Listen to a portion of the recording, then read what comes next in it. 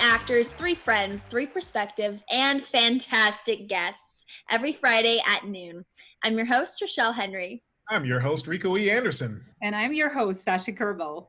Prepare yourself for high voltage conversation. And get ready to supercharge your brain. Because it's time for the Lightning Hour. And let's meet our guest, Lilimar. Lilimar was born in Venezuela and is a United States and international star as an actress, voice actor, host, model, and influencer. Lilimar's career as a model, actress, and host became a reality by doing national and international commercials, print and runway works for national and international designers. She can be seen in TV, webisodes, and films as a lead actress. Lilimar recently launched her YouTube series, Lily's Friendship Circle. Your trial little. Hi, Isabella. Nice to meet you. Isabella is new to town, so her dad thought it might be a good idea for her to get to know a mentor. So, what's the emergency, huh? Zombie apocalypse? B&J on the outs? Hi, 911? Yes, I need help. Someone just butchered a joke and it's dying. Can I go now? Sure, just stay in sight. I have a few things I need to discuss with Christina. Here, keep this on at all times. Swag, awesome. Christina, this is serious. And since you seem to have trouble following the rules, I will tell you this for your own benefit. Never let your little out of your sight. Don't leave Dayton Valley with your little, and this should go without saying, but keep it all above the law. Mandy Ann, I went to Harvard. I think I got this. Isabella, let's get this party started. Isabella? Isabella? Isabella!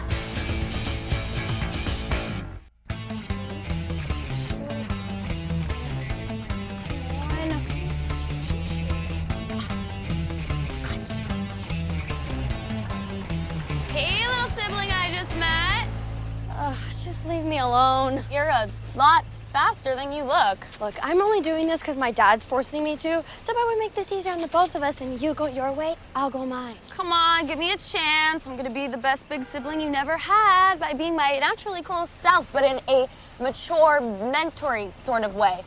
You're what, 16? Wow, you're what, psychic?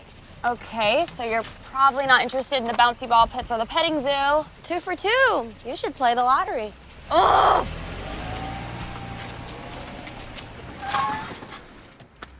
Okay, kid. I'm gonna level with you.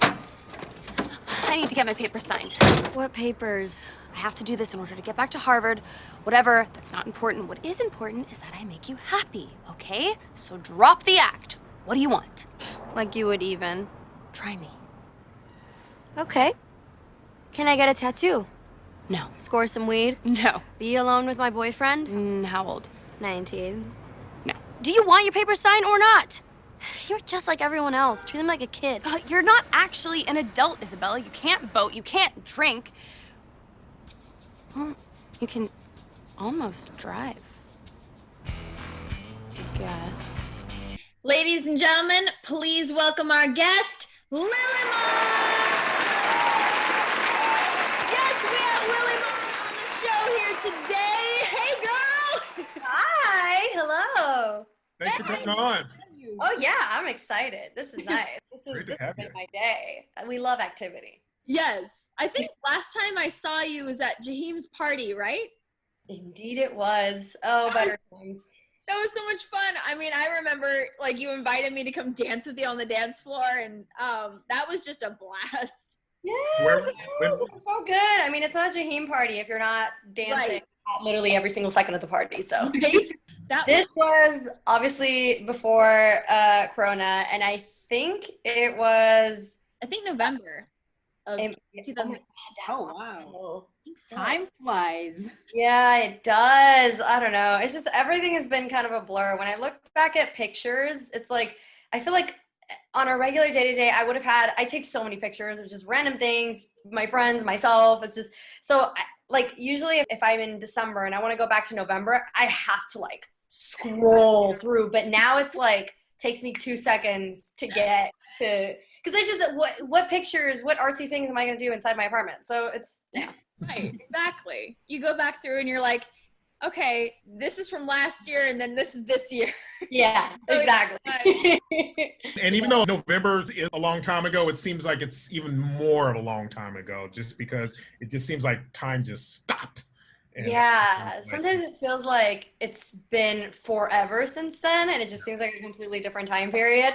But other times it's like, oh my God, it feels like it was just yesterday. Like, what did I do? Maybe because it was so action-packed, and then now it's like close to nothing. So yeah, exactly. Pump the brakes. But you did just wrap Mad World, so we would love for you to tell us about that and your character, Chanel Capone. And I know that it was directed by two powerhouse women, 17, almost 18-year-old Grace Weather. So happy birthday, Grace. And then her mentor, Lori Levenfeld. So can you tell us about that experience? It was certainly an amazing experience. It came kind of out of nowhere because I didn't know, because I'm really good friends with Grace, but I didn't know she was kind of on the low creating this really, really cool project with Lori. And it was amazing meeting Lori as well. I hadn't met her before. So when Grace came up to me with this project and this idea, they did this thing where they hadn't written the whole script yet, but they just presented the idea, what it is. You know, it's about Nicole Sassaman, who's an interior designer, and just has this world of ideas, and not just, you know, like spaces, but also just different things. And she's such a powerhouse as well. And it's about her, but just this Alice in Wonderland version of all the things that she's learned throughout her career and what truly makes somebody artistic and iconic in a sense in this industry. And it was nice being a part of it. And I don't know, I just trusted Grace's vision, because anything she does is so good. Everything she touches is gold. So I was just like, okay, we're in good hands. I think she's gonna strive to make this something really, really beautiful. So when she gave me Chanel, as you can tell, Chanel is definitely a hellish kind of character. She has no remorse, absolutely no point of salvation, just complete 100% antagonist. And I love characters like that. So I was very happy to do that. It's great when you can walk into a production and you know that person's work and you know what to expect. And it just helps with the creativity. It really helps you, you know, a lot better walking into a production, knowing what you're going to get yourself into. Oh, for sure. I think if you trust everyone in the process and everybody's work, and you admire what they do, it's 10 times more exciting, because you're just like, okay, I know this is going to be something cool. They're going to do their best to do it well and pay attention to detail. And it's just, her main point, both Grace and Lori, was to bring in people that just love film and love making films and watching films, and just people that are really passionate about it. And she was able to find these people, you know, through friendships or through, you know, like, I think they found the special effects guy over TikTok. And then I was like, what? And I saw his work on there and I was like, this is crazy. Like, this is so cool. It's funny how that can bring people together, especially at a time like this. So, and it was nice kind of seeing how everything was going to roll out mid-pandemic. So in a way, since for a while I've just been afraid of oxygen and molecules and particles, like literally just anything, it was nice to kind of be around people and, you know, everybody tested and things like that. So it was good. It was a fun time anyway. That's awesome. Cool. I can't wait to see it. It'll be fun. And you had mentioned being on set again, just being around people in the normal world that we used to live in. It's very interesting. I actually just got off set shooting an episode of SWAT, and it was a very interesting feeling coming back, just because you can tell walking right onto set, everything's different in terms of obviously getting tested for COVID, how the set is handled, how there are certain things where you would normally just be able to do, now you can, even down to craft services. You just can't walk up and grab anything.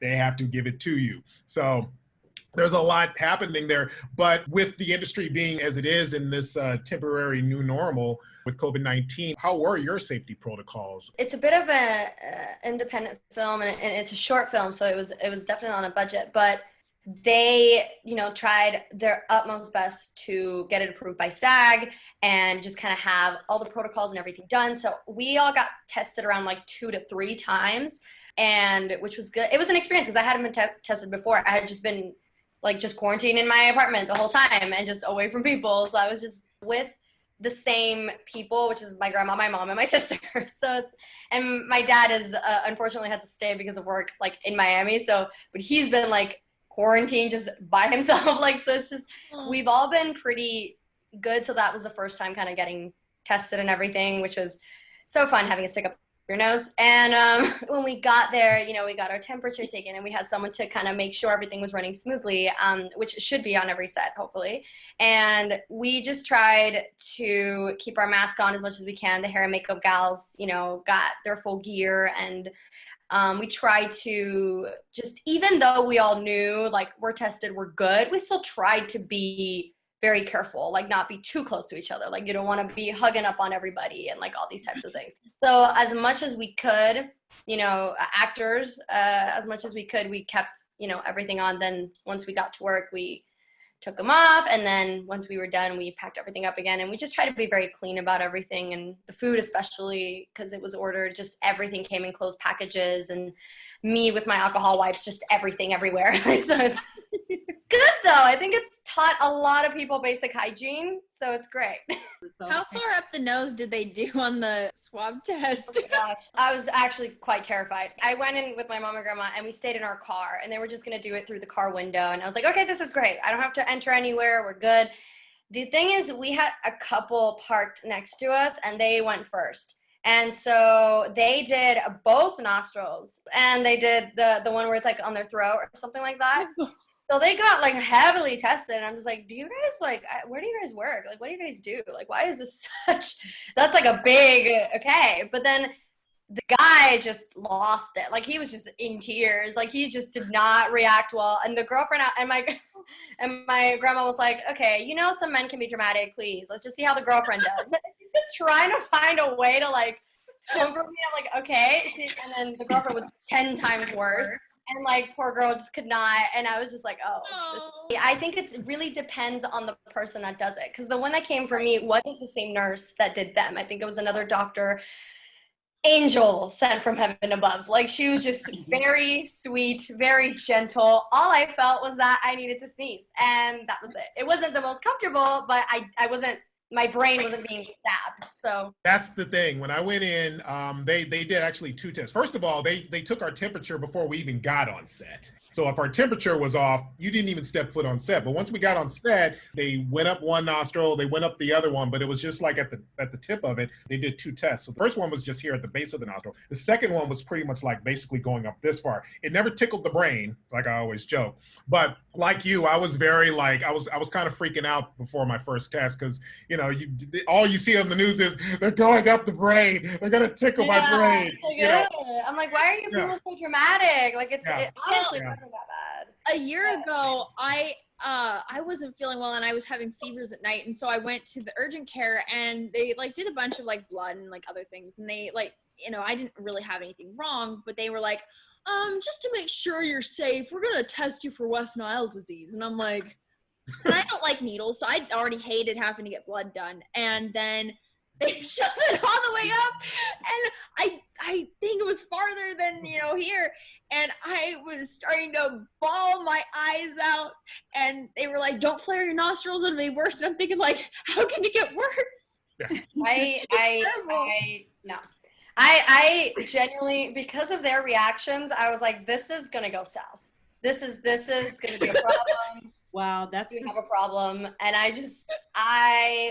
told my grandma, I'm like, can we do a blood test? Can we have like blood taken out? Can I have needles on me? You know what? I all of a sudden don't fear needles anymore. And then she's like, you'd rather get like a needle stuck in, like you'd rather do that. That's a lot coming from you. And I'm just like, well, did you see his face? Did you see her? She nearly died. Like she looked like she was on the brink of death. But luckily it wasn't that bad. The second one though was just to like spit in a cup, and I'm just like, okay, I can do that. That's fine. Bring out the saliva. Not only you do have an incredible resume in TV roles, but you're also a gorgeous model. How old were you when you just started modeling, and are you still modeling? And how has modeling impacted your film and TV career? Ooh. You guys are asking the good questions today. Okay. I did modeling before I did acting, and that's because in Venezuela, when we still lived there, my mom and my grandma just kind of noticed I had a lot of energy, and I just would not shut up, and I would be doing a lot of shows, and I would, steal their clothes and leave it in other people's closets, and it's a mess. And so my mom was just like, okay, you have a lot of energy, and I think I know what route you're going down. So she found this cute little fun modeling / etiquette kind of place. And so when I was 4, I learned to kind of like do all the modeling stuff and all this, and I loved it. Because at 4, you just want to be the center of attention. So I don't know, I just loved it. But it was fun, and I felt like at least there I kind of got to develop a little bit of performance or the love for performing. And I mean, when we moved to the States, when we moved to Miami, obviously it was getting used to the culture and getting used to everything first and getting the hang of school and the language and everything. And then when I was 9, she found this really good school called John Casablanca's Modeling and Career Center. And there for like 20 weeks, I learned kind of everything, just like from print to runway to hair and makeup and that's actually where I took my first acting class. And that's where I fell in love with acting. So everything kind of came hand in hand. And I think obviously my love for acting was much more powerful and passionate, and I felt like that's what I wanted to do for the rest of my life, because of course you take those decisions when you're 9, and I just kind of felt it. But I never really left modeling because I loved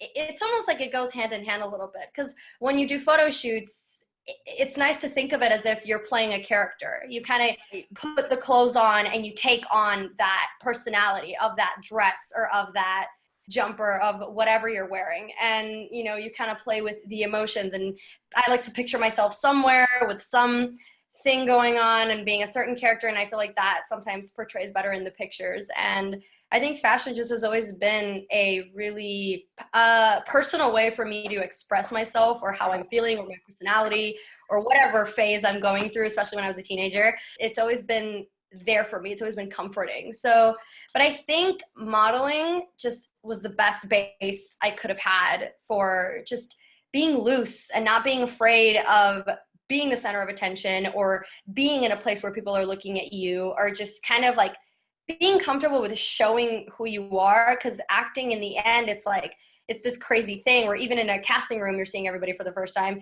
You have to sit there and be completely vulnerable and just open up and just bring out your confidence that sometimes you want to keep hidden, or bring out your emotions that's never comfortable to show to strangers. So it definitely helped me. And I think with interviews and red carpets and all that, it was definitely good training. So you mentioned that you are from Venezuela, and I've read that your family loves traveling. And I know that you actually are a huge K-pop fan and traveled to Korea for K-pop dance camps. And I remember watching on like your IG stories, like camp and all of that. And so I was wondering if you were planning on going like in 2020 and like those camps got canceled. And also, do you have other styles of dance you do, and have you ever traveled, or would you ever travel to go study them more? Wow. I'm having so much fun. These are good questions. Oh my gosh. Okay. Well, yeah, I do. It's funny. Ever since like 2009, I saw this K-pop girl group that just had a bunch of colored jeans. Their name was Girls' Generation. It's like one of the bigger ones. And I was just like, oh my God, colored jeans and like cute music. I love this. And it was great. And so I liked it since then. So when all of a sudden, not just K-pop music, especially K-pop music, but just foreign music started being a wave and a trend and people paying attention to it, it caught me off guard, and it caught a lot of people off guard. And I think it's wonderful. I think it's so good that people, not just, art in Korea, but just anywhere in the world, especially here in America, because America, as free as it is very closed off.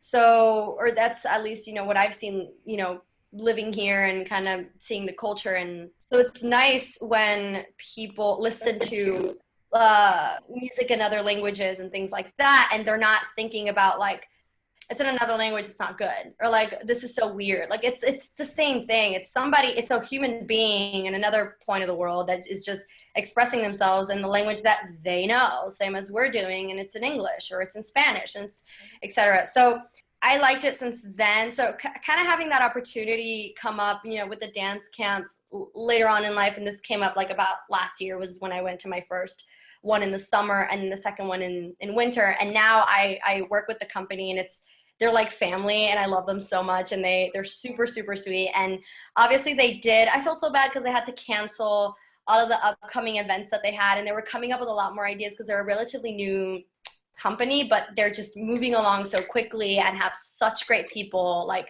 at the top, just like thinking of like, okay, we could do this, we could do that, and they stay on top of it, and they want to just bring dance and music to people of all over the world. So it was an amazing experience. I had never personally, that was my first time in South Korea, which is such a fun place to be and such a fun place to go for tourism if anybody wants to travel when this is over. And It was just amazing seeing such a large group of kids from Japan and Italy and Hong Kong and like Spain and like all these different places just come together. And a lot of us knew English, and so we, you know, talked with that. And then, you know, we kind of based it off of English and Korean, and that's just kind of how we talked. And then the rest was just Google Translate. But it was amazing how we thrived to talk to each other, and like we liked some of the same artists, and we have a passion for dance, and we're so excited to be here. And it was such especially in dance, because I grew up, you know, going to certain studios, it's like there's always a group that is off and they feel like the hierarchy and they're just like the best, and there's so much competition. And like I always loved dance because I loved it and I wanted to practice, and I loved doing it because it was a form of expression. Never really bothered to do any competitive dancing. So having that, it was just very annoying. It just kind of, it messed with the vibes, and it just like kind of wasn't great. But there was like none of that. Everyone was just there to get better and to train and to do something new and meet new people. And it was such a wonderful experience. I hope that we get to do that soon. But for now, they've just been doing everything online.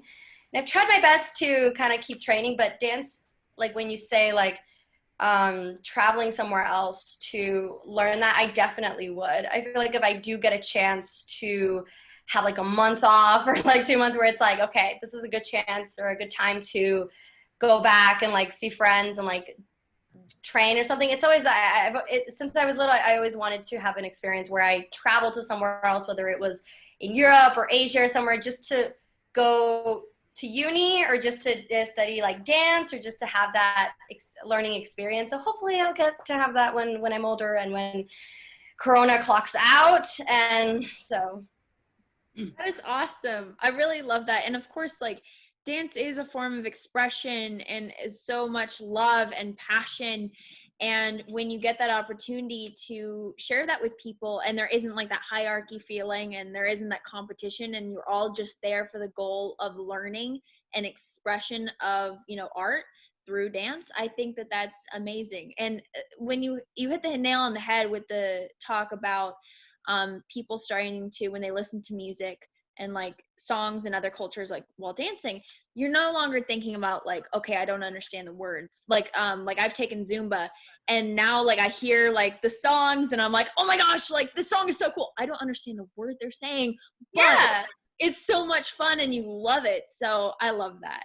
Yeah, because music in the end, it has a point, it has a feeling, it comes from a certain emotional place that the person is trying to express. So even if you don't word for word understand what they're saying, there are just songs where I've had the experience where like I'm not understanding what they're saying, but the song makes me feel like I should be crying, or like the song makes me feel like I need to like get up and dance or something. Like it makes you feel something. And then I think for me, it's always been fun in figuring out what that is, because sometimes I think we get so caught up in music that is just two-dimensional, and that's fine. And I think we can play it at parties whenever we want to just let loose and stuff like that. But sometimes we just want to have the experience of knowing that someone is saying something. And sometimes it's cool to kind of go on a little hunt to like figure out what it is, or like compare how you're feeling to what that person was feeling. Because sometimes when we completely understand what they're saying, or the lyrics aren't that deep, then it's just like, a little bit less of a connection, I feel like. So I definitely have never, and I think maybe too because originally English is not my first language, and I listened to English anyway to learn it. So it was, I think I come from a different perspective of I just don't care what language is in, because like in the end, you can find out what they're talking about. It's not impossible. So I just think it's cool, especially when you like get the hang of like certain words and you just start singing along. I just feel cool. So. As an immigrant myself, obviously, and a big advocate for all the immigrants, the stories of people who moved to this country, their struggles, their challenges, and their contribution to all areas of American progress, and their successes, of course, have very, very personal meaning, obviously, to me. So I would really love our audience to hear, what is the story of your family moving from Venezuela to the United States of America? And what do you personally remember about life back in Venezuela and the time when you made this big move? I think because my family has always been kind of a bit of an immigrant family, just kind of moving and finding a place that's better for our future and our progression. And I think their first step was moving out of Cuba, because we're all Cuban mainly, and so obviously that was the first choice my grandma made. She's like, I'm out. So she left and brought, my grandma's such a soldier. Like she was able to kind of start her own company in Venezuela, bring the family and things like that. And they were there for quite a few years. Like I want to say anywhere from 15 to 20 years. And I was born in Venezuela. That's why I was born there. But I was only there till I was 6. And again, noticing that things aren't looking so sunshine and bubbles. And it's just like, okay, we gotta go. Because I think at that point they were thinking too, like, okay, we have a child now. She looks like she's really into this art thing. And like, I just don't see a promising future for her here. And that's when they took the decision to move to Miami. And where like literally 90% of Cuba is. And yeah, it's like Havana 2.0 practically, but like the food is so good. Oh my God, I miss it.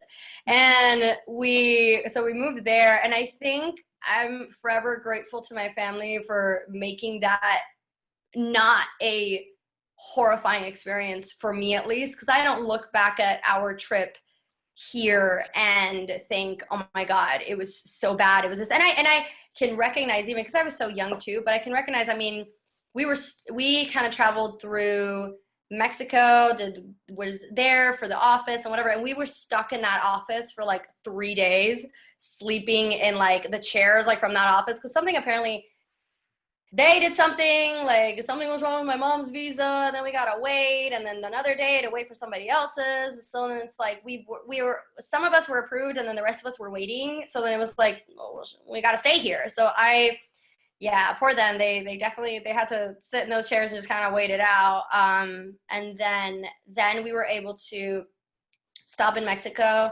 I think I remembered we stayed somewhere there and then moved on to Florida. And then in Florida, we just kind of slept over for a long time in family's house until we got our footing and kind of, scaled our way up. And my parents definitely worked in like, little offices and little car washes and different things until they were able to kind of grab their medical footing again and kind of be where they wanted to be. So I think in a sense, I'm just incredibly proud of them, because they're people that are not afraid to start from zero wherever they are and just kind of make their way to where they want to be. And I think that's been a huge just teaching thing for me. I think I've learned so much from them, and it's always like, to get what you want, you have to go through a lot of things that are unpleasant, uncomfortable, and out of your comfort zone. But I think it's having that mentality of motivating yourself to do it, and knowing that, looking at everything with long light, that's what my mom says. You see that light at the end of the tunnel, you're just like, if I do this right now, I'm going to get over there. So we definitely, I'm sure, had a lot of trials and tribulations, just a lot of hard times and stressful times. But I think I'm forever grateful to my parents for me looking back in that moment and looking at it as if I was having an adventure with them. So it's like I look back at it and I'm just like, oh, we're going on an adventure. We're going somewhere new. We're like, all these things that are happening. It's not, I don't need to be sad about it. I don't need to be this or I don't need to be that. So I think I was very privileged to have such strong parents that went through that and thought about my future and thought about making everything so inspiring for me. Wow, your family's really strong, and that is amazing that they were willing to sacrifice so much so that way you could have an amazing future. So that's amazing. So props to your family. One thing I'm always like in my mind, that's why I do so much for my family and I love them so much, because I realize, like, I recognize that I'm so privileged and so lucky to have that kind of family that's so united. And even though we could be going through the worst thing possible or what other people would deem like so unpleasant or so this, it's like, it never feels that way. It's never felt that way. And it still doesn't, because you just, no matter what, no matter how stressed you are, no matter how sad things could get, it's like you still have your group. You got your squad. You know what I mean? They're there for you, and they're just like, look, we got this. We're gonna come out the other side still together, and we're gonna go through this somehow. And I think that, especially growing up, you know, a young girl in Hollywood, it's like, it's such an experience and it's such a crazy thing. And I think they made it so smooth in a way for me. And so where I always felt like I could be transparent with them, and just the most awkward of moments, they knew about it and are just like, hey, we got you. This is what it is. So, yeah. I love it. There's a level of that type of struggle that a lot of people don't experience nor understand, but it definitely helps you as you're growing up, as you're coming into your own as a young woman, as an entertainer. It hopefully helps you in that journey.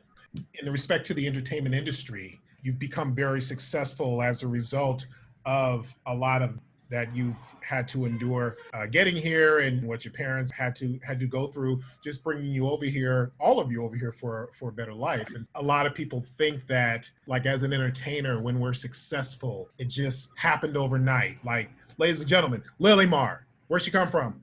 She just got here. She literally just busted on the scene. Yeah. But a lot of people don't realize the blood and the sweat and the tears and everything that just really goes into it. And, it's the rejection. I mean, I'm sure you've seen that meme with the iceberg, where it's just like, this is success, but this is what it took to get there. Yeah. And even when people see that, they still don't fully get it. They understand, but they don't fully get it. So it's there, and hopefully there is that understanding that one did not just bust into the scene. Now, with that respect, there are people who did become successes earlier than others. And that's okay too, because there's just different levels. There's also different levels of and definitions of success. You became very successful at an early stage of your career. Could you just describe, like, any fun memories that came with just going into the industry, and maybe something cool that people who want to do what you do what we all do as actors and entertainers, just something to let us know what your journey was like? I think the only one thing that came out of nowhere was just Nickelodeon deciding to come to Miami to look for new talent. And the funny thing is that I did not want to go to that callback at all. Like, I was like 12 or 13 at the time, and I thought it was a scam. Because I was like, look, that's not, honey. Like, you're promising, like, oh my God, are you ready to be the next Nickelodeon star? I'm like, okay, how much do I have to pay for the summer camp? Like, I doubt this is what it is. Because that happened to me before. It was like this Disney Channel radio thing that they had going on. It's like, do you want to be like Selena Gomez and this person? And you want to be the next Disney star? And I was like 10 at that time. So I got so excited. Plus, I heard it like 5,000 times a day on the radio. So, the ad got to me. And I don't regret it. I don't regret signing up for it and auditioning for it. It went great. And I still learned from amazing, recognizable Disney Channel actors, which is still a wonderful thing. But it was not what was promised in the commercial. And it's just like, they're going to take you there, they're going to do this, and you're going to do that.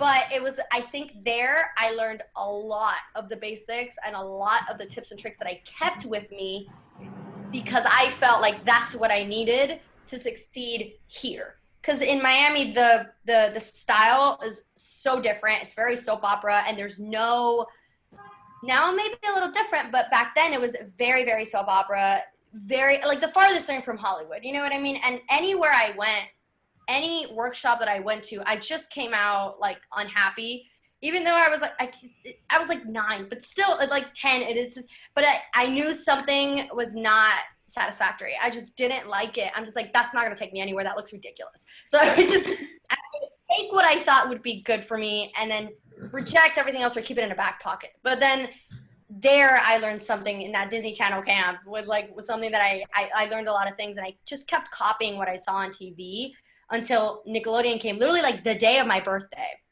Wow. I did not want to go there because I was like, it's my birthday. I want to go eat ice cream. What are you talking about? This is a scam. Like, what are you doing? Yeah. So then I prepared for it. I went with my coach, who I still love very dearly, and just did that.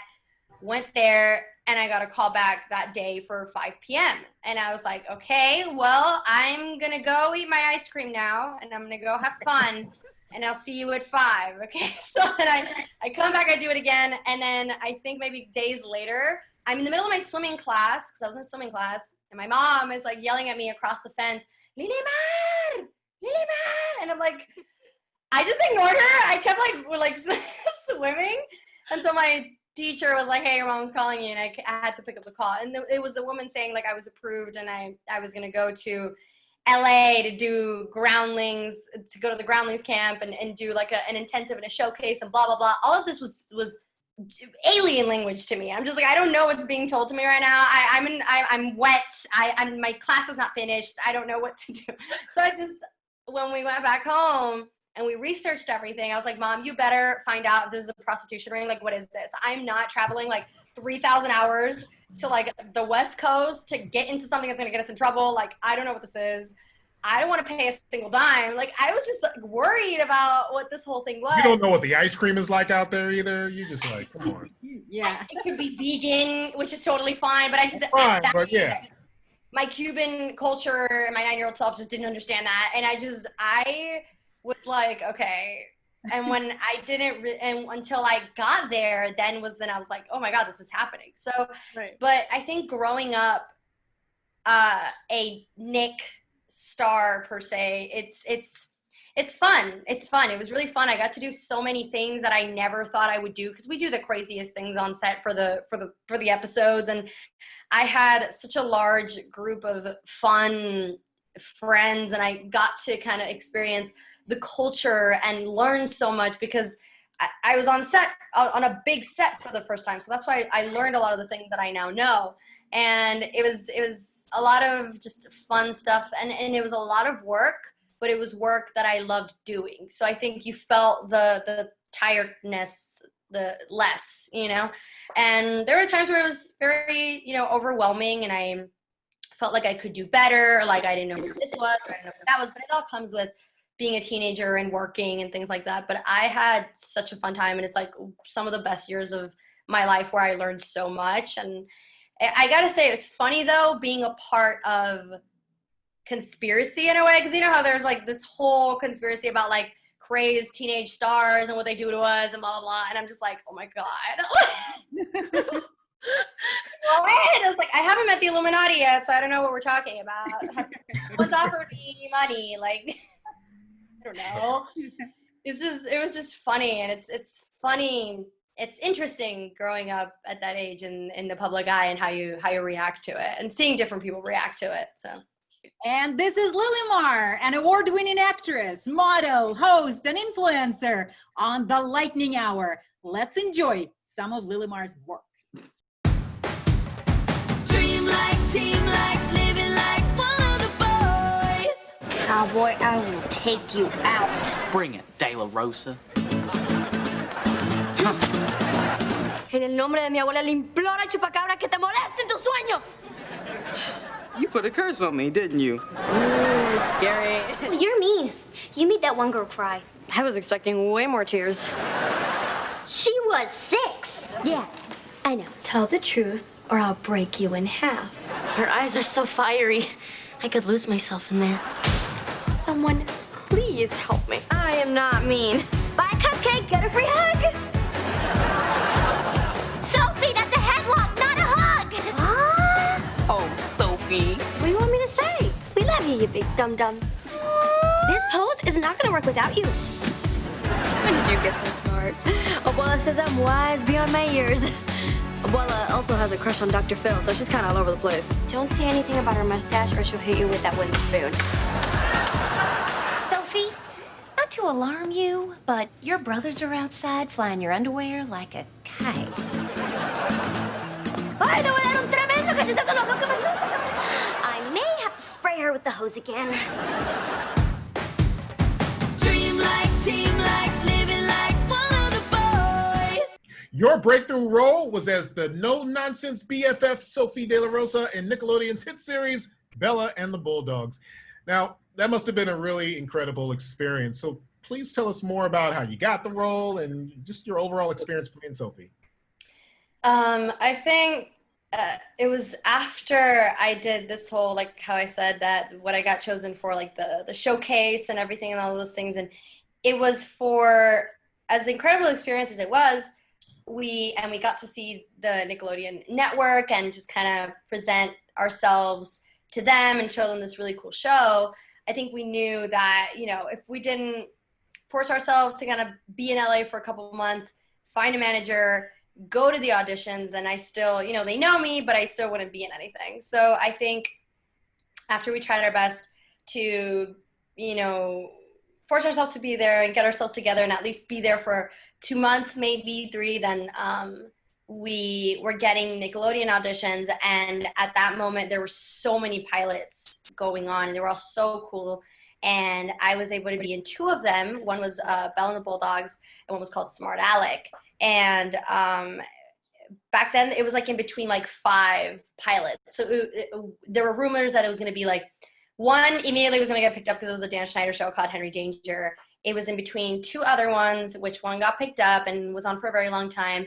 And then it was in between 2 of my shows. So I'm just like, don't tell me that. Like, you're basically telling me that yes or yes, I'm going to be on something. And I'm like, don't get my hopes up. But they liked it. They liked it, and they picked it up. And that's kind of where I got to be on my first Nickelodeon show. And back then, at that age, it's like, oh my God, like that's all I used to watch, like Nick and Disney and Cartoon Network. So kind of like, oh my God, I'm gonna be able to one day go home on vacation, like see myself in my Disney princess television and I'm gonna see myself in it, and it's gonna be so cool. And it was a really amazing experience. That's where I learned so many things, because it was my first time on such a big set with like the whole production in LA and how everybody works over here, and that was kind of my big introduction to work life over here.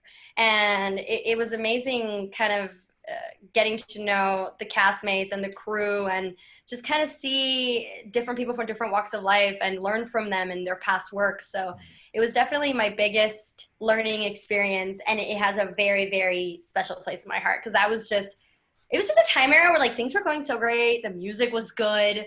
Air was fresh. Like, I don't know. There was something about that era that was so good, apart from the wonderful things that were happening. I felt like my career was really starting. So, yeah. Well, now let's talk about the other Nickelodeon show, Night Squad. And there you played one of the lead characters, Sage. And you already mentioned that, and I share that with you, that playing villains is so much fun. I get cast to villains part mostly, and it's really, you have a lot of freedom to do that.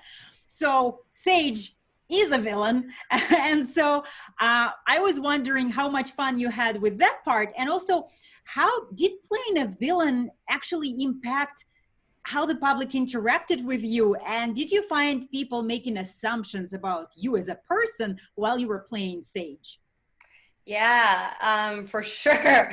For that one, it was very like, Sage was very 50-50 for me. It was, I actually, after my first show, I didn't plan on doing a second Nickelodeon show, but they came to me with that character for the producer session. And at first I was showed another character that I wasn't really passionate about, and then they gave me this one. And she just, at that time, with the original script, she was like Maleficent's little daughter. It was, I loved it. I was like, oh, she's despicable. I love it. And so what I liked the most is having edgy, pushing barriers type of characters in kids shows. Why? Because you're showing kids in a way that there are these people in life, and you can be friends with them and they can be treated as human beings.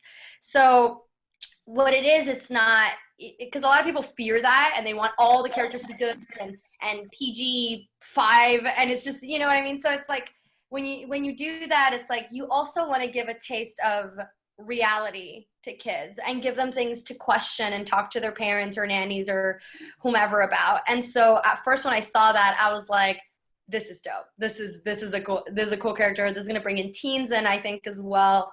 And I think people are just going to like that, her viciousness and her that she's despicable, and that's totally fine. I love playing unlikable characters. Like, I love that, because for me as an actor, it is my job to not judge them and to be them and to understand them. So as despicable as they can be, you fall in love with them anyway, because it's going to be you, or at least that's the way I see it. But unfortunately, or like I say unfortunately because I love the original script, but she was definitely, in a sense, watered down to make a little bit more likable and more digestible for like a younger audience. And I was like, okay, cool. But so there was a little less fun because of that. But that's just my personal opinion. But in the end, she was just very fun to play. And I think since people, or like the audiences, definitely recognize me for being first Sophie, which was still not a villain, but definitely the strongest of, or the most in your face and vicious of the three. And then the second one was like her older sister, you know what I mean? So who was a little ruthless in that sense. And so I did notice that, like, especially around my castmates, for younger kids, it was a little easier, and even kids that were closer to our age, it was a little easier for them to come up to the good characters, a little harder for them to come up to me. These are kids that have always seen me as a bad character or a very strong character or a villain. So they were always intimidated. I go to any place and the young kids would just be like, you sense that they're shy and intimidated by you. So I tried for some reason to just be like extra sweet, like my smile just a little bit bigger. I'm just like, I promise you I'm not going to eat your head off. Like, kids come up to you and just say that they love your character, or they love you, or they really like it, or they say one of your lines to you. It's like, it's the sweetest thing. It was really cute. And I think this kind of character is really good for teenagers to watch. So probably you've got the whole army of fans among teenagers who recognize themselves a little bit. There was definitely a lot of parts that were relatable, I think, in these characters, and I think that's why people liked them. And I think so many kids liked my characters just because they were real, and they were very in your face and honest. And sometimes you want a friend like that, or you want to be around people like that, or especially you want to see young girls that have that mentality and that personality, because there's this empowering thing to them of like, I can be like that too. And not all girls have to feel like they have to, be shy or this. And like, if one day they do want to venture out and be a little bit more bold and be a little bit more confident, starting young, then there's comfort in it. And there's other girls like me, and they have best friends, and people, interact with them and like them and still gravitate towards them. So that's why I've always said it's good to have characters that push that and that make people uncomfortable and that say things that are like, oh, you have no filter. Because in real life, there are people like that. You go to New York, you go back to Miami, no one's going to tell you things as sweetly as they do in LA. Like, so you can't be butthurt about it. And it's not me like trying to hurt your feelings. I care about you, but we say things a completely different way. So it's just, I feel like it's good to teach kids from a young age that there's people of all different personalities, of all different walks of life and points of views, and that you can befriend them, and that you can respect them, and they do the same for you. So that's mainly why I like those characters, and they're just more fun for me. To be honest, as much as we all love to say that we're like, the protagonist and like all these things, there's a sense of perfection, like you said, with the protagonist, which I completely understand, because you do need someone to carry the plot, but there's something less controlled and more imperfect and more fun about the side characters and the other main characters or the best friend or like that just lets you shine through and have a little bit less limitations. You are now playing a real queen. You're playing Cleopatra in Dreamworks Animation Cleopatra in Space. So for our audience who hasn't seen it yet, can you tell us a little bit about Cleopatra in Space? What did you know about Cleopatra before getting this job, and what was it like finding the essence of playing this ancient queen of Egypt who is now in a modern world? Yeah, it was a little tough, but it was my first like big voiceover project, so I was really excited about it. I had only done 2 small voiceover projects before that. One was like a dubbing project for like a German movie, and one was Spirit Writing Free, which I was just on one of the seasons. And this was like the first time I was doing the main character, and I was gonna be in the whole show. And I was like, oh my god!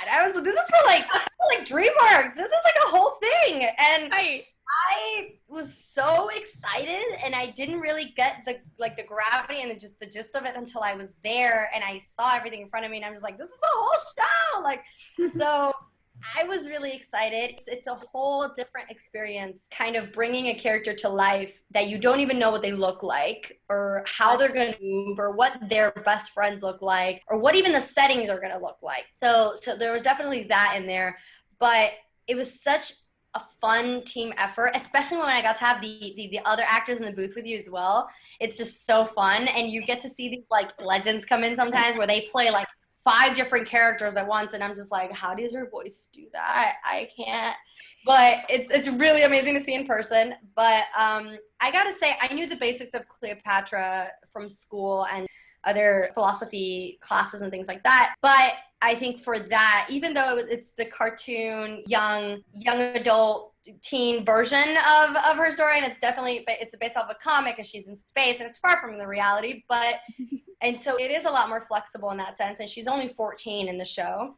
Then I still wanted to just get a sense of what Cleopatra's personality was known to be, and just kind of have elements of that in there. Because, we weren't aiming for super historically accurate things. It was mainly based off the comic and the fun within the comic and just this fun, lovable, out there and loud kind of character. So I definitely put a lot of me into it, and it was very nice because it was very close to just my regular tone of voice, and the script was so good that it came naturally, and you had the writers and the director there to guide you, and it was so fun playing all these crazy space situations, and I love space, so I was just having the time of my life, and aliens and cats that talk and prophecies, and it was just so fun. It's so good. I personally loved it so much. I thought the team did an amazing job, and I was so happy to see it. And when we had our premiere at DreamWorks and we saw the first 2 episodes, my mom came with me, and we were just so excited. It's so weird and so cool, seeing yourself as the voice of a character. The character just has your voice, and she kind of looks like me in a sense. Right. Which I was I don't know if that was just it's what they were aiming for, or it just kind of happened. Because sometimes you see characters, you're just they kind of look like the actor. Well, I mean, she's beautiful and gorgeous like you. Thank you. She's very cute, and she's such a bubble of energy and a ray of sunshine. And I loved playing her, and it's just cool watching it and seeing that come out in your voice. I feel like the people that could probably use our face models for video games, they probably feel the same way. It's so trippy and cool. So yeah, voiceovers definitely flourished during the pandemic, which I'm glad. And actually, there's a fun fact here that we want to talk about. In the United States, the first 5 episodes of Cleopatra in Space were released in April 2020 on NBC Universal's new streaming service, Peacock, which makes this the first DreamWorks animated series to be released on a streaming service other than Netflix and Amazon Video. So, congratulations on that. Thank you. That's a big deal. You performed the theme song in the series Cleopatra in Space. Was it planned from the very beginning that you were going to sing? And also, you have such a beautiful voice. Would you ever consider releasing an album, maybe? Oh my gosh, a whole album, she said. Wow. It was not planned, the theme song. It was not planned at all. And one day they were like, hey, we want to do the theme song. We're doing it. Do you want to just come in and like sing it and see, how it goes? I'm like, okay, sure. And it was nerve-wracking because I used to sing when I was younger, and I did that too for a while before acting, but then I kind of left it behind because music is so powerful. And I was like, well, if anyone sees me like doing music things, like I don't want them to like force the idea of like making music on me, and like maybe like I'm not trying to be like a musical theater kid. Like I had all these ideas in my head that I didn't want anyone to focus on anything other that was like my acting in the shows that I was doing at the time for some reason. And I think over time, I think the industry has expanded a lot and just been more open to things. And now it's not so much like actor has to be actor that sings has to be like musical theater, the dancer has to be dancer, singer has to be singer, influencer is influencer. It's opened a lot more. And I think now for as an actor, it's good to show whatever talent you have, whether that is in dance or singing or horseback riding or stunts, stuff like that. So in that moment was kind of like the start of me opening up a little bit, fearing music less and my own voice less. So the fact that they liked it and they used it and it actually sounded really cool, surprising to me. It made me really, really happy and like, oh damn, or like, oh, okay, we could actually like maybe do something with this. Like, and so I met a lot of friends along the way that it was nice to already be in that opening kind of mindset so that I didn't say no to those friends and didn't close doors on myself. And now I'm, working with my producer friend and we're just kind of making stuff in the studio. I wouldn't expect a whole album from me anytime soon, but who knows, I might release something in the future or mainly write or create beats for other artists. So that's been really fun. Nice tapping into that form of expression as well. I'm excited to hear more. I think it's so good because I hated, like, the way music is taught to you is so important. The way anything's taught to you is so important. Because I think for me, what did it was I was, at the time when I was like in like 5th grade, I was doing piano, I was doing violin, I was doing chorus, and I was auditioning for a music school, like this prestigious like music school back then. And I think I had already realized that I was not going to do it as a career. It wasn't what I was passionate about. It was just something I signed up for in 3rd grade on a whim because I liked it and it seemed really interesting and fun. And I think my music teacher in my elementary was amazing, bless him, I love him. But now I have another music coach who's amazing and a ball of sunshine, is so good at what he does. And I think not only has it just helped me have more control over my voice and just be better at the craft itself, but it's given me so much more confidence and comfort and stability in doing that. And I think it's been therapeutic too, because as dance is for me, as acting is for me, and music has kind of flowed its way back into that. So I'm glad that's been something that's been good. So I definitely have the Cleo team to thank for that. I love that you do have a really beautiful voice, and I like the second you release a song, I want to hear it. I'll buy it on iTunes and I'll be like, hey guys, this is my friend. I'll send it to you before it's released, and you can have this special. Yes. Rachelle, when you're on iTunes, just look for Lilimar in Space. That'll be her. All right. Lilimar in Space. That'll be like the band name. That'll be like that's the name for the EP for sure. Yeah. There you go. Now, Cleopatra in Space wasn't your first work with DreamWorks Animation. So what were some of your other previous projects? And how did you and Steven Spielberg's company find each other? And also, do you remember your first audition for them? And what was all that like? What was that experience like? The first project I did with them was Spirit Running Free. Yes. So Spirit Riding Free, sorry. And that was, I didn't know it was going to end up being such a popular show with kids, and kids love the theme song. Theme song is great. I played Solana, which is this really beautiful, she's like a little doll, and she has her butterfly wings on all the time. And she's part of this super cute animated like circus show. And she does all of these flips and turns and ballerina twists like on top of horses. And like, it's cool. It's really cool. And she has a Spanish accent. accent. Like I had a lot of moments where I got to speak Spanish. So it was really fun. She was so cute. And once I got to see her, like her little like doll, I was like, oh my God, she's so cute. And so yeah, it was such a really nice show, and I'm glad I got to be a part of it. And there were other friends of mine that also are the leads in that show.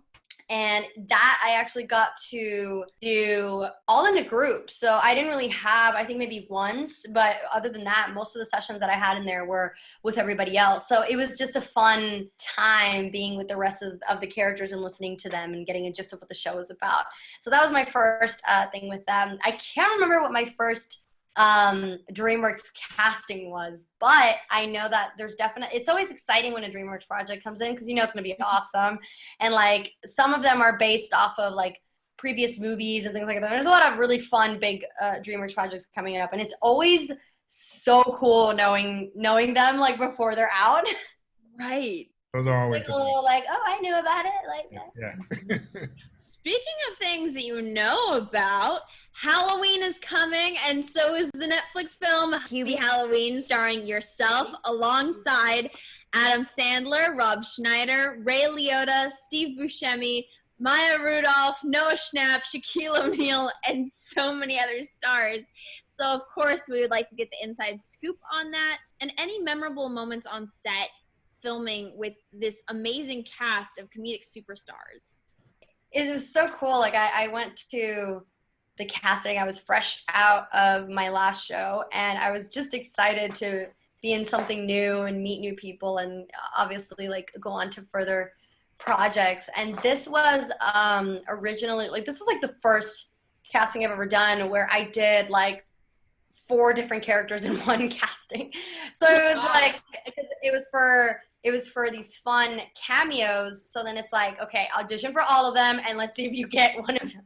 So I auditioned for it, and luckily it went well, and they liked me for one character. So I literally still remember the call that I got like while riding in the car with my grandma, and I was so excited. Like it was like, dude, this is an Adam Sandler movie. Like, how cool is that? So yeah, I was definitely like, wow, this is good. This is great. I was just very, very excited to be a part of that. And when it was funny, I found out that another one of my friends, my close friends, was going to be in it, literally at a 4th of July party, because we were all just talking about it, like in my friend's balcony, and he said like something about going to Boston, and I was like, shut up, I'm going to Boston too. And he's like, wait, when are you going? Like, oh, in like August. And it's like, wait, you're gonna be in Salem like shooting, like, because I'm shooting something. He's like, wait, are you in Hubie Halloween? I was like, yes, are you? And I was like, yeah. And I was like, oh my God. So it was funny. But the funny thing is that I had to do, and you can see it in the trailer, I had to like quote unquote make out with one of the actors. So I was like literally just trying to see how like, what's your character name?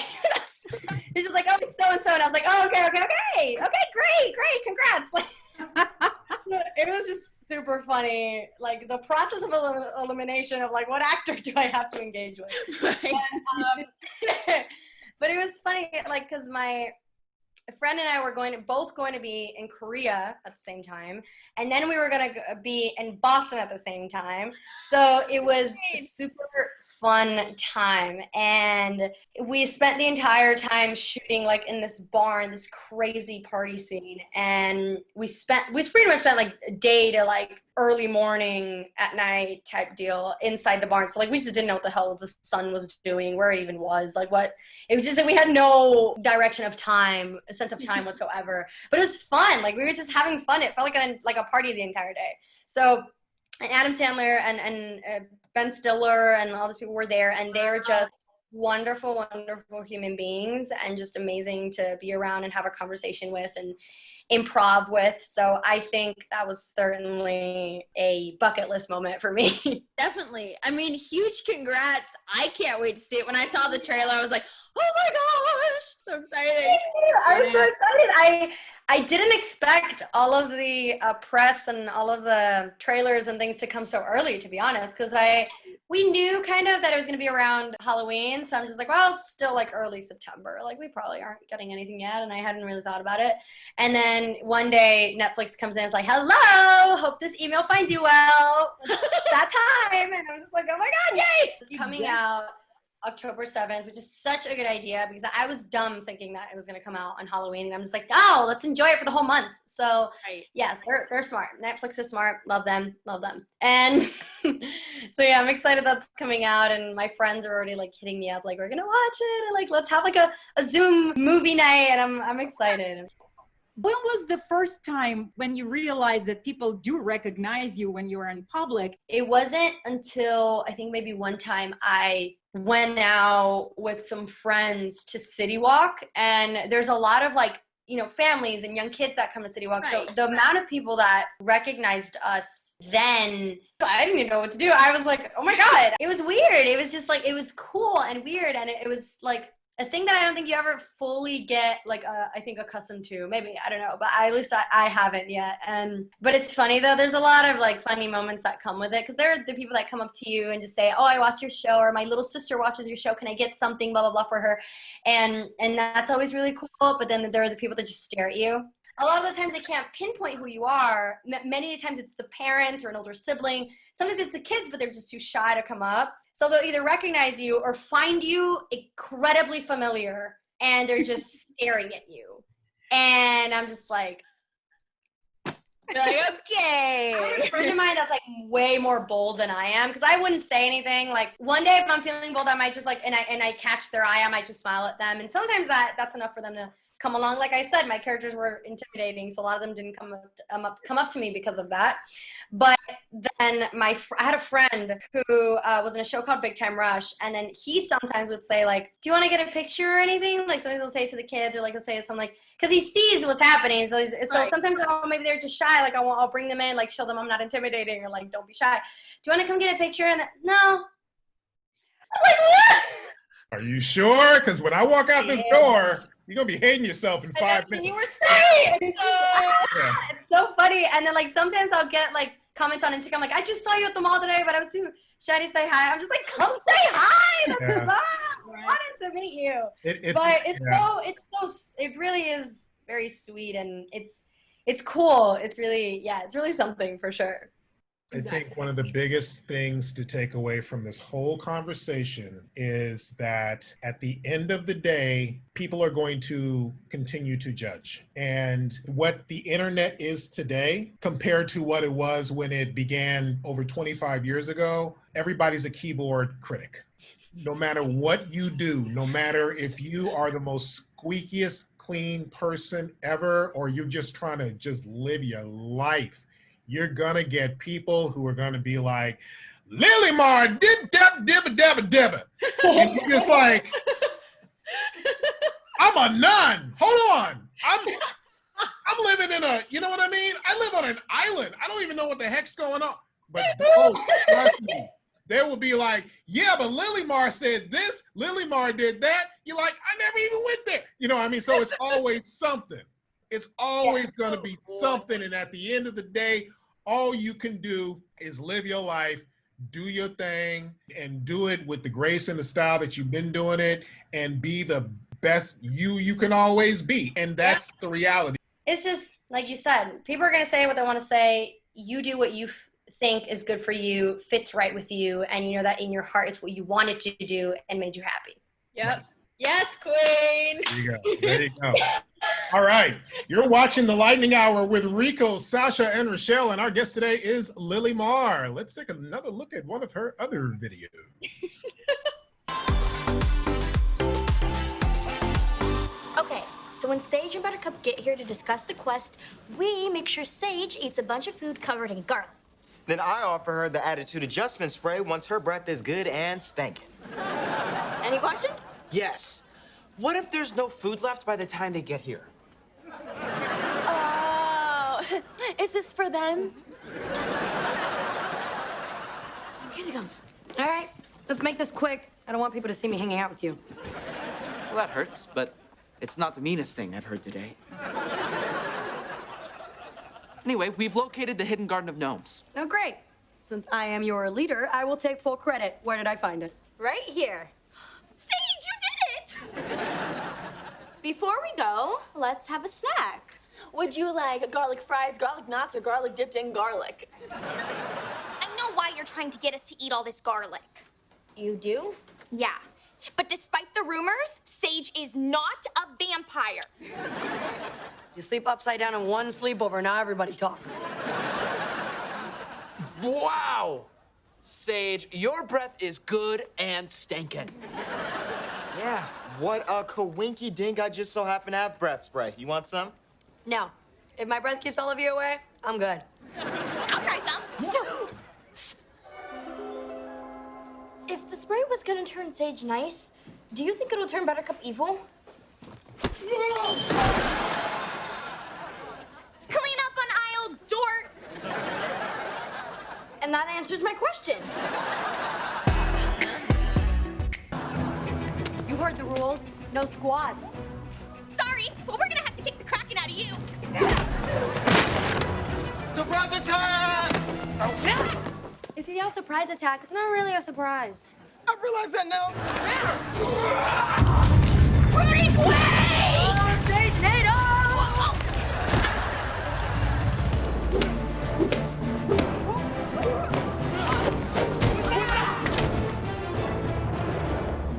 Ark and Ciara are the final two.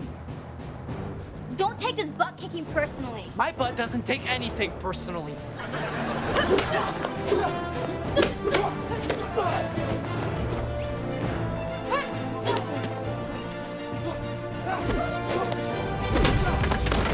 Oh, Ark wins! I won? What, can I do my dance now? That's like no one's watching, buddy. Yay, Ark! You're awesome! Your skills have started to blossom! Okay, calm down. You won the battle, not Astoria's Got Talent. Let's check the updated standings.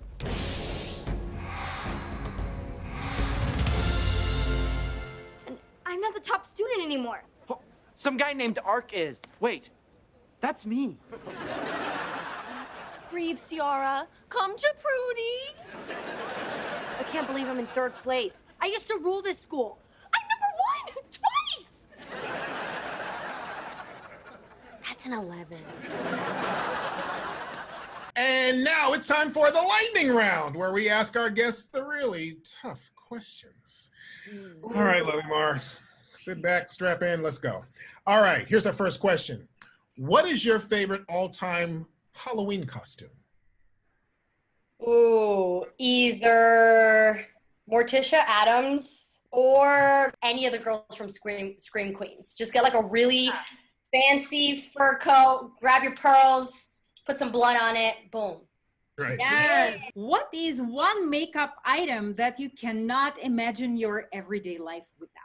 Lip gloss, probably. You know, or like lip balm. Like, you don't want your lips to be dry. That's like the worst thing. Like, you want some of that, because you can get that glowy look by just like, if you're getting a little sweaty, just do a little bit of that. But, and like sometimes like when girls want to have like mascara or stuff like that, I think for me, mascara, no matter what it is, it's always going to make me look like a raccoon. So I know that I can always trust my handy dandy lip gloss. If you could teleport to any place in the world, where would you teleport to? Any of the wonders of the world I would love to explore. Because I don't know, maybe like one day the Eiffel Tower, or like go back to Italy. There's just, we're a traveling family, so like any place I just have like a whole like traveler's heart of like wanting to go and see it. But yes, I'd say any super touristy, like mind-blowing kind of place, I want to be there. Take me there. Yes. Right. So basically what you're saying is you would buy the teleport monthly pass. Yes. Go anywhere, whenever. Got it. All right. Yes. Much better than the Disney World pass, for sure. Although it might cost an arm and a leg because you're, teleportation. But, As the Disney World pass does. This is true. You got me on that. This is true. Literally, for an arm and a leg. All right. Lilimar, how can we find you on social media? I am on Instagram and on Twitter at I am Lilimar. And yes, I mean, I do have like Tumblr and Snapchat, but I don't use it. So those are my two main. If you want to like see what I'm up to, or my thoughts, or my music recommendations, or projects, anything and everything is all there. So. Lilimar, an award-winning actress, model, host, and an influencer, and a singer, I must add, was with us today. It was truly a pleasure talking to you. It was so much fun. Thank you so much, Lilimar. Thank you. Thank you guys. This was so fun. I had such a good time. Me too. This was The Lightning Hour. I'm your host, Rachelle Henry. I'm Rico E Anderson. And I am Sasha Kerbel. Please support us by giving this video a like and subscribe to our YouTube channel. And be sure to ring the bell sign so you can get notifications when we post new episodes.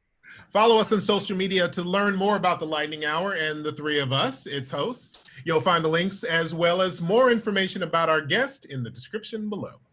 And we encourage you to post your questions for us in the comment section, as well as on Facebook, Twitter, and Instagram. We will be answering them in future episodes. Thanks for watching, and we will see you next Friday, same time, same place. Have a great weekend. Bye. Bye.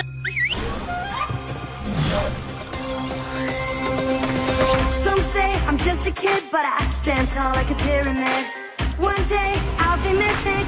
Read about it in hieroglyphics. Oh, it's written in the stars on who I'm gonna be.